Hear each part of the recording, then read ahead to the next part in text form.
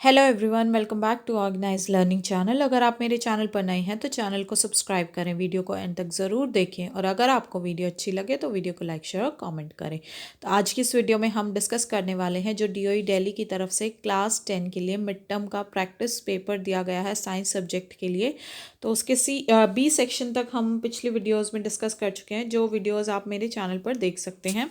आज हम उसका सेक्शन सी डिस्कस करेंगे, बट सेक्शन सी डिस्कस करने से पहले कुछ करेक्शंस है जो उन कुछ क्वेश्चंस में, तो वो मैं वीडियो जो पर्टिकुलर वीडियो होगी उसके में भी पिन कर दूंगी और इसके साथ साथ आप इस वीडियो में भी देख सकते हैं। तो जैसे कि ये वाला जो क्वेश्चन था जो हमने पिछले वीडियो में डिस्कस किया था 26 क्वेश्चन, तो इसमें जो ये वाला है, which property regarding movement is shown by the root and shoot of the plant in the given diagram.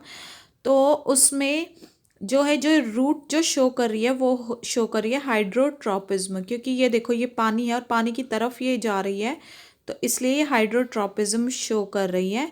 और जो शूट्स हैं वो शो कर रही हैं फोटोट्रोपिज्म, क्योंकि ये सनलाइट में है, तो इसलिए ये जो है फोटोट्रोपिज्म शो कर रही है। ठीक है, हमने इसको जो है जियोट्रॉपिज्म पढ़ लिया था लास्ट वीडियो में, तो आप ध्यान से इसको रूट्स क्योंकि वाटर की तरफ जा रही है इसलिए हाइड्रोट्रॉपिज्म शो कर रही है, और शूट्स क्योंकि सनलाइट में इसलिए फोटोट्रॉपिज्म शो कर रही हैं। इसके साथ साथ एक करेक्शन और है, तो ये क्वेश्चन भी आपको पिछले वीडियो में मिल जाएगा, मैं वहाँ पर भी इसका जो करेक्ट सोल्यूशन है वो पिन कर दूंगी। और ये था 18th जो क्वेश्चन था उसका 5th पार्ट। तो इसमें जो बताना था कि इनमें से कौन सा ट्रू है अगर रे ऑफ लाइट जो है इस तरीके से पास कर रही है डिफरेंट डिफरेंट मीडियम से। तो देखो डी हमने मार्क किया था, डी इज़ लेस देन सी। जो डी होगा वो सी से लेस देन होगा, तो ये बिल्कुल सही था। लेकिन जो बी है वो ग्रेटर देन है ए से, तो ये भी सही है। और जो बी है वो सी से भी बड़ा है, तो ये जो बी होगा ये सी से भी ग्रेट होगा और ग्रेटर होगा, तो इसलिए ए बी सी तीनों ही ट्रू है, तो इसलिए ऑप्शन नंबर डी जो है इसका करेक्ट ऑप्शन हो जाएगा। ठीक है, तो आप ये करेक्ट कर लेना करेक्शंस। तो आज हम सेक्शन सी देखते हैं। सेक्शन सी में पहला 27th क्वेश्चन का ए पार्ट दिया गया है, what are ionic compounds. Ionic compounds क्या होते हैं? Why ionic compounds are good conductors of electricity only in a molten state. जो आयोनिक कंपाउंड्स है वो सिर्फ और सिर्फ मोल्टन यानी कि लिक्विड स्टेट में ही क्यों गुड कंडक्टर्स होते हैं इलेक्ट्रिसिटी के? तो इसका आंसर हो जाएगा हमारे पास, an ionic compound is a compound formed by ions bonding together through electrostatic forces. एक आयनिक कंपाउंड ऐसा कंपाउंड होता है जो आयंस द्वारा फॉर्म किया जाता है जब आयंस आपस में बॉन्डिंग करते हैं और इलेक्ट्रोस्टैटिक फोर्स जो है उनके बीच में लगता है, तो वो आयोनिक कंपाउंड कहलाता है। For example table salt NaCl is an ionic compound. Example की बात की जाए तो जो टेबल सॉल्ट होता है हमारा, जिसको NaCl बोलते हैं, वो एक आयोनिक कंपाउंड है। Ionic compounds conduct electricity when molten liquid or in aqueous solution dissolved in water because their ions are free to move from place to place. Ionic compounds जो है वो सिर्फ और सिर्फ molten या liquid state में या aqueous solution यानी कि जब वो पानी में घुले होते हैं, सिर्फ तभी इलेक्ट्रिसिटी इसलिए कंडक्ट करते हैं क्योंकि उस वक्त उनके जो आयंस होते हैं वो फ्री होते हैं एक जगह से दूसरी जगह पे इजीली मूव करने के लिए। लेकिन जब सॉलिड स्टेट में होंगे तो वो फिक्स हो जाते हैं एक जगह पे, इसलिए वो इलेक्ट्रिसिटी को अच्छे से कंडक्ट नहीं करते हैं। नेक्स्ट पार्ट पूछा गया है इसी का, B part, show the formation of magnesium chloride. Magnesium chloride की फॉर्मेशन कैसे होती है उसको शो करना है। तो देखो, a magnesium atom will lose 2 electrons to form a stable 2+ ion. जो मैग्नीशियम एटम है वो क्या करेगा, 2 इलेक्ट्रॉन्स को लूज करेगा और उससे फिर स्टेबल 2+ आयन बनेंगे। ठीक है, इस पे इसीलिए 2+ चार्ज होगा। Chlorine is in group 7 of the periodic table. अब जो क्लोरीन होता है वो ग्रुप 7 जो होता है हमारे पीरियोडिक टेबल का उसमें होता है। A chlorine atom will gain 1 electron to form a stable 1- ion forms the ionic bond between magnesium and chlorine.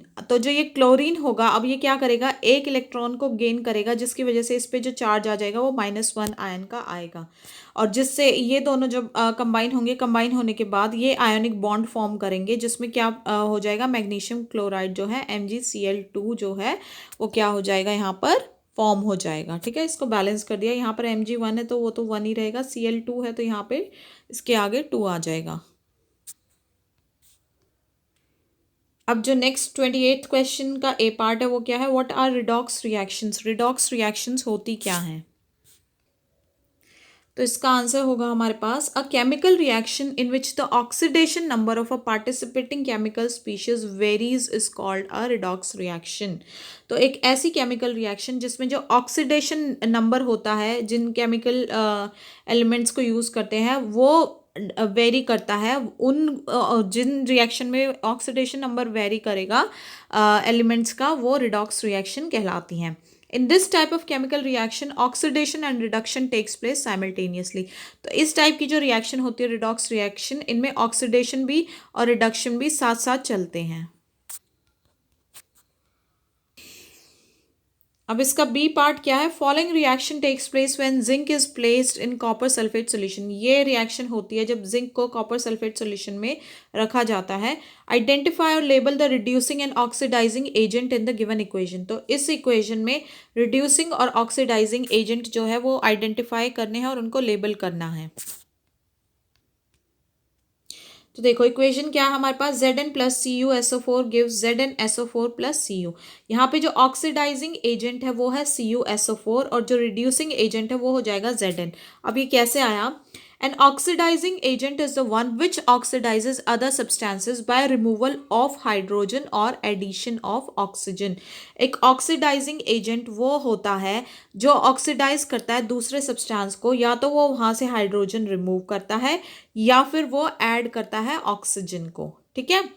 And itself gets reduced, यानी कि एडिशन ऑफ हाइड्रोजन और रिमूवल ऑफ ऑक्सीजन, और अपने आप वो क्या हो जाता है, रिड्यूस हो जाता है, यानी कि उसमें हाइड्रोजन ऐड होती है या फिर उसमें से ऑक्सीजन जो है रिमूव होती है।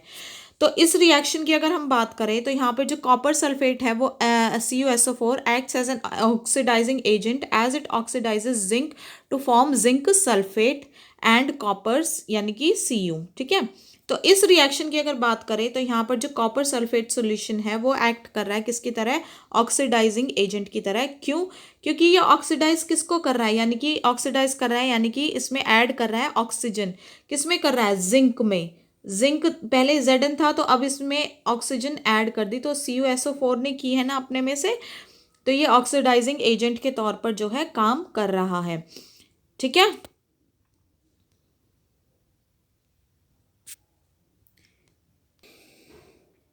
अब 29th क्वेश्चन क्या दिया गया है, doctor uses a white powdery substance A mix with water to form a compound B to fix the fractured bone in a position that helps in its healing.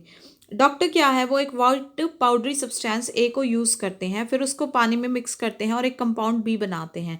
और ये जो सब्सटेंस ए है ये generally किस लिए यूज़ किया जाता है, जो फ्रैक्चर्ड बोन होती है, टूटी हुई हड्डी होती है, उसको पोजीशन में रखने के लिए और ताकि वो हील कर सके इजीली। तो ए पार्ट पूछा गया है, name compound A and be formed. तो ये कंपाउंड ए और कंपाउंड बी का नाम बताना जो ये फॉर्म होता है। तो जो ये कंपाउंड ए जो डॉक्टर्स यूज़ करते हैं ये होता है कैल्शियम सल्फेट हेमीहाइड्रेट, या इसको जनरली कॉमन टर्म में हम बोलते हैं plaster of Paris. When this compound A is mixed with water, a new compound B is formed, which is calcium sulfate dihydrate, या इसको हम कॉमनली बोलते हैं जिप्सम। और जब ये कंपाउंड ए यानी कि ये प्लास्टर ऑफ पेरिस को पानी के साथ मिक्स किया जाता है तो एक नया कंपाउंड बी बनता है जिसको बोलते हैं कैल्शियम सल्फेट डाइहाइड्रेट या फिर जिप्सम। अब इसका बी पार्ट पूछा गया है, give any other two uses of compound A. तो दो और यूजेस बताने कंपाउंड ए के। तो कंपाउंड ए हमने देखा प्लास्टर ऑफ पेरिस, तो उसके दो और हमें यूजेस बताने हैं। तो इसका आंसर हो जाएगा other two uses of compound A, यानी कि प्लास्टर ऑफ पेरिस के और दो यूजेस क्या हो जाएंगे, it is used in manufacturing processes. ये जो मैन्युफैक्चरिंग के प्रोसेस होते हैं उनमें बहुत कॉमनली यूज़ होता है। It can also be use for making cheap ornaments, और ये जो है बहुत ही सस्ती जो ज्वेलरी वगैरह होती है उनको बनाने में यूज़ किया जा सकता है प्लास्टर ऑफ पेरिस। अब इस क्वेश्चन का 29th का और वाला पार्ट है, what is chlor alkali process. Chlor alkali process क्या होता है, what are the products formed in this process, और कौन कौन से प्रोडक्ट्स इस प्रोसेस में फॉर्म होते हैं। Right uses of these products, और इन प्रोडक्ट्स के यूजेस बताने हैं। तो देखो जो क्लोर एल्कली प्रोसेस होता है, it is use for manufacturing the sodium hydroxide यानी कि NaOH क्लोरीन गैस यानी कि Cl2 and hydrogen gas H2। तो क्लोर एल्कली प्रोसेस जो है वो सोडियम हाइड्रोक्साइड, क्लोरीन गैस और हाइड्रोजन गैस को मैन्युफैक्चर करने के लिए यूज़ किया जाता है। When we pass electricity through an aqueous solution of sodium chloride called brine, it decomposes to form sodium hydroxide। जब इलेक्ट्रिसिटी पास की जाती है किसमें से, जो सोडियम क्लोराइड यानी कि NaCl का एक्वस सॉल्यूशन होता है, उसमें से जब इलेक्ट्रिसिटी पास की जाती है तो वो डीकम्पोज होती है और वो बना देती है सोडियम हाइड्रोक्साइड। रिएक्शन क्या होती है इसमें, two NaCl in aqueous form plus H2O in liquid form. जब इसमें इलेक्ट्रोलिसिस होता है कि इलेक्ट्रिसिटी पास की जाती है तो वो फॉर्म कर देता है NaOH एक्वस सॉल्यूशन और प्लस Cl2 गैशियस फॉर्म में प्लस H2 गैशियस फॉर्म में। तो ये फिर बैलेंस कर सकते हैं इसको इस तरीके से, ठीक है। तो ये प्रोसेस, ये इसकी रिएक्शन होती है। अब जो 3 प्रोडक्ट्स होते हैं क्लोर एल्कली प्रोसेस में, वो क्या क्या बन रहे हैं, एक तो बन रहा है सोडियम हाइड्रोक्साइड यानी कि NaOH, दूसरा बन रहा है क्लोरीन गैस यानी कि Cl2 और तीसरा बन रहा है हाइड्रोजन गैस यानी कि H2। तो अब कमर्शियल और इंडस्ट्रियल यूजेस क्या है इन तीनों के। NaOH is used for making detergent and soaps, paper making and artificial fibers। तो जो ये सोडियम हाइड्रोक्साइड है इसका इस्तेमाल किया जाता है डिटर्जेंट और साबुनों को बनाने के लिए, पेपर बनाने के लिए और आर्टिफिशियल फाइबर्स को बनाने के लिए। Cl2 is used for making bleaching powder, pesticides and CFCs। और जो क्लोरीन गैस है इसका इस्तेमाल किया जाता है ब्लीचिंग पाउडर बनाने के लिए, पेस्टिसाइड्स बनाने के लिए और क्लोरोफ्लोरोकार्बन्स को बनाने के लिए। और H2 hydrogen gas is used for making ammonia and fuse. तो हाइड्रोजन गैस का इस्तेमाल किया जाता है अमोनिया बनाने के लिए और फ्यूज को बनाने के लिए। अब 30th क्वेश्चन क्या दिया गया हमें, name the food making process in plants. Plants जो है अपना फूड कैसे बनाते हैं उस प्रोसेस का नाम बताना है। एक्सप्लेन इट्स 3 इंपॉर्टेंट इवेंट्स, और इसके 3 इंपॉर्टेंट इवेंट्स भी एक्सप्लेन करने हैं। तो देखो, जो फूड प्लांट्स जो अपना फूड बनाते हैं वो बनाते हैं कौन से प्रोसेस से, फोटोसिंथेसिस से। तो फोटोसिंथेसिस होता क्या है, photosynthesis is the conversion of light energy into chemical energy by photosynthetic organisms which are used to power cell activity. Photosynthesis क्या होता है, जब लाइट एनर्जी को कन्वर्ट किया जाता है केमिकल एनर्जी में, किन के द्वारा, फोटोसिंथेटिक ऑर्गेनिजम्स के द्वारा। और फिर ये क्या करते हैं, जो सेल एक्टिविटी होती है प्लांट की उसको पावर करते हैं, ठीक है। Sugar formed from water and carbon dioxide stores chemical energy. जो शुगर फॉर्म होती है फिर जो पानी और कार्बन डाइऑक्साइड से, वो क्या करती है, इस केमिकल एनर्जी को स्टोर कर लेती हैं। अब the 3 events that occur during the photosynthesis cycle are. तो जो 3 मेन इवेंट्स होते हैं फोटोसिंथेसिस साइकिल के दौरान वो कौन कौन से होते हैं। Light energy is absorbed by chlorophyll which breaks down water molecules into oxygen and hydrogen. जो लाइट एनर्जी होती है उसको क्लोरोफिल एब्जॉर्ब कर लेता है और फिर ये क्या कर देता है, इसको ब्रेक डाउन कर देता है वाटर मॉलिक्यूल्स को, किस किस में, ऑक्सीजन में और हाइड्रोजन में। सेकंड होता है light energy is converted into chemical energy. फिर ये लाइट एनर्जी केमिकल एनर्जी में कन्वर्ट होती है। The reduction of carbon dioxide leads to the formation of carbohydrates. और जो कार्बन डाइऑक्साइड होती है वो रिड्यूस होती है, जिस रिड्यूस होने के बाद वो फॉर्म कर देती है कार्बोहाइड्रेट्स। फिर थर्ड क्या आता है, plants absorb carbon dioxide from the atmosphere through the stomata and then enter the photosynthetic cycle of Calvin। फिर ये प्लांट्स क्या करेंगे, ये एब्जॉर्ब कर लेते हैं कार्बन डाइऑक्साइड को एटमॉस्फेयर से अपने स्टोमेटा के थ्रू, और फिर वो अपनी फोटोसिंथेटिक साइकिल जो होती है कैल्विन की उसमें एंटर करते हैं। The pores enable gas interchange. और जो स्टोमेटा के पोर्स होते हैं उसमें से जो है गैस का इंटरचेंज होता है। अब 31st क्वेश्चन क्या दिया गया है, complete the following diagram A B and C by drawing the reflected ray in which a ray of light is incident on a spherical mirror. ये ए बी सी 3 डायग्राम दिए गए हैं और ये कंप्लीट नहीं है, इनको कंप्लीट कैसे होंगे, ये इंसिडेंट रे दी गई है सिर्फ इनकी, हमें इनकी जब रिफ्लेक्ट होंगे तो वो रिफ्लेक्टेड रे के भी जो है इन पे ड्रॉ करनी है। अब यहाँ पे ये लाइट जो है ये स्फेरिकल मिरर्स पे इंसिडेंट हो रखी है। Also name the type of spherical mirror as given in the diagram. और इन तीनों स्फेरिकल मिरर्स के जो हैं जो डायग्राम में दिए गए इनके नाम भी बताने हैं। तो देखो इसका आंसर कैसे हो जाएगा, जो फर्स्ट फिगर है वो इस तरीके का मिरर है, तो ये जो मिरर होता है ये होता है हमारा कॉनकेव मिरर इस तरीके से। अब जो इस पे इंसिडेंट रे है वो फोकस पे पड़ रही है, तो जब भी फोकस पे होती है तो हमेशा ध्यान रखना आपको, रिफ्लेक्टेड रे हमेशा पैरेलल होती है, जो ये प्रिंसिपल एक्सिस होता है इसके। तो अगर ये फोकस पे जो है इधर आई है, इंसिडेंट हुई है, तो ये इस तरीके से यहाँ पैरेलल में जो है इसकी रिफ्लेक्टेड रे हो जाएगी, और इस मिरर का नाम क्या है, कॉनकेव मिरर। ठीक है, सेकंड ये वाला जो मिरर है ये है हमारा कॉन्वेक्स मिरर, और यहाँ पे भी आप देखेंगे कि जो ये रिफ्लेक्टेड इंसिडेंट रे है ये फोकस पर ही है इंसिडेंट हुई है, तो ये भी पैरेलल ही होगी इसके। लेकिन यहाँ ये ध्यान देना है कि आपको इस तरीके से जो है यहाँ पर पैरेलल ड्रॉ नहीं करना है इसका, ये जो है मिरर के इधर इस तरफ में ही पैरेलली जो है इसके ड्रॉ होगी।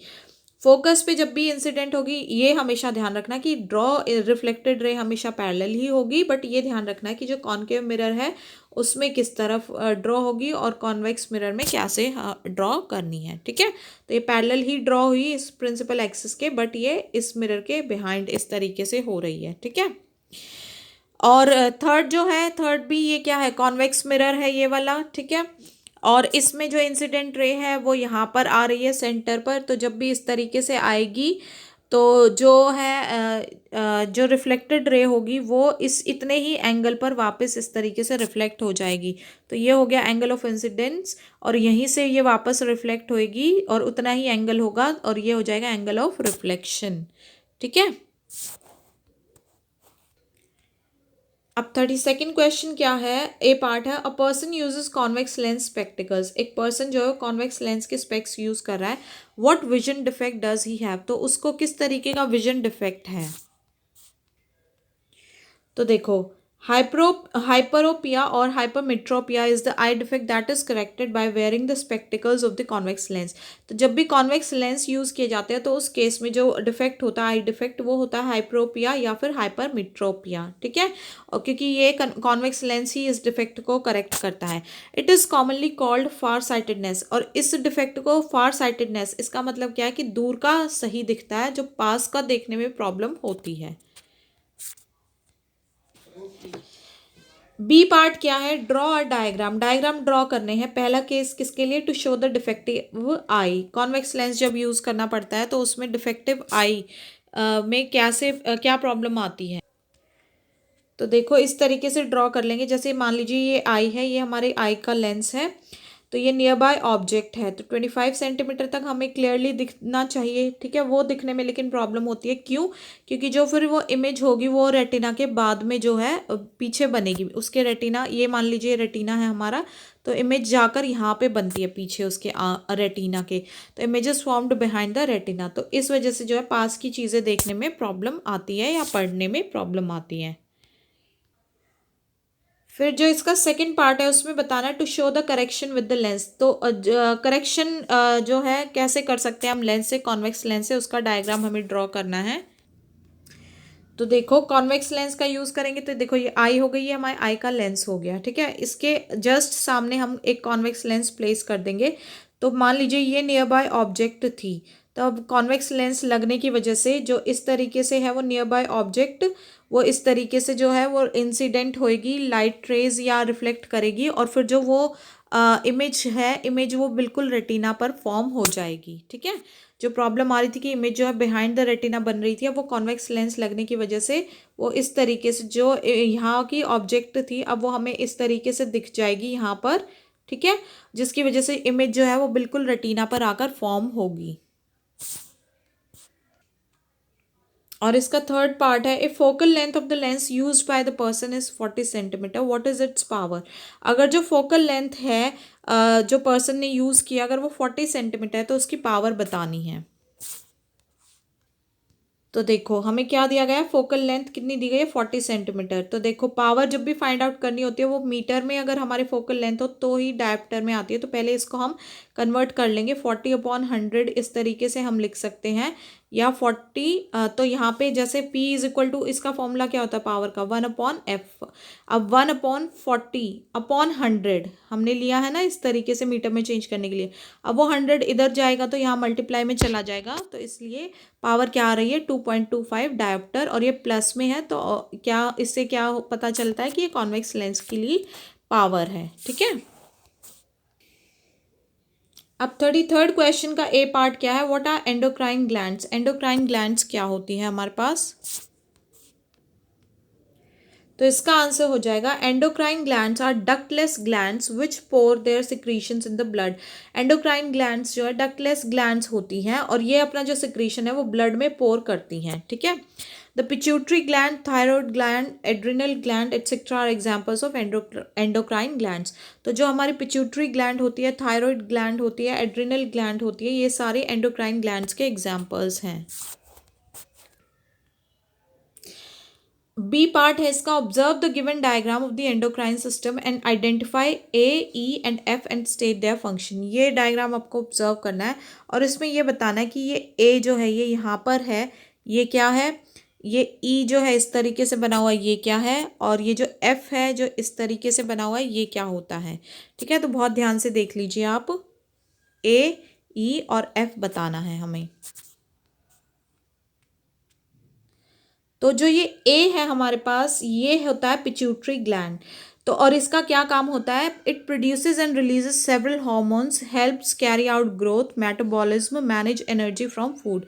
ये बहुत सारे जो हार्मोन्स हैं उनको प्रोड्यूस और रिलीज करती हैं, इसके साथ साथ ये ग्रोथ भी कैरी आउट करती है, मेटाबॉलिज्म को जो है वो बैलेंस करती है, मेटाबॉलिज्म में हेल्प करती है, और एनर्जी जो फूड से मिलती है उसको भी मैनेज करती है। ठीक है, और ई वाले पार्ट पे जो है वो होती है एड्रिनल ग्लैंड, और इसका फंक्शन है कि it produces hormones that help regulate your metabolism, immune system, blood pressure, response to stress.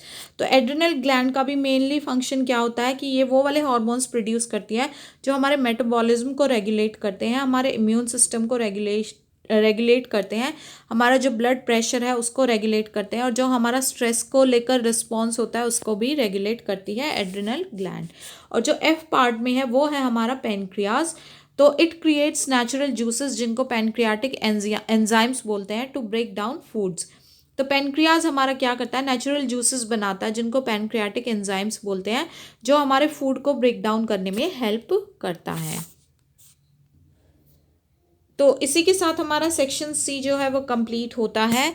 तो आशा है कि आपको ये सेक्शन समझ में आया होगा, इसके क्वेश्चंस और ये वीडियो समझ में आई होगी और अच्छी लगी होगी। तो अगर आपको वीडियो समझ में आई है और अच्छी लगी है तो आप वीडियो को ज़्यादा से ज़्यादा शेयर करें, वीडियो को लाइक करें, कमेंट करें, चैनल को सब्सक्राइब करें।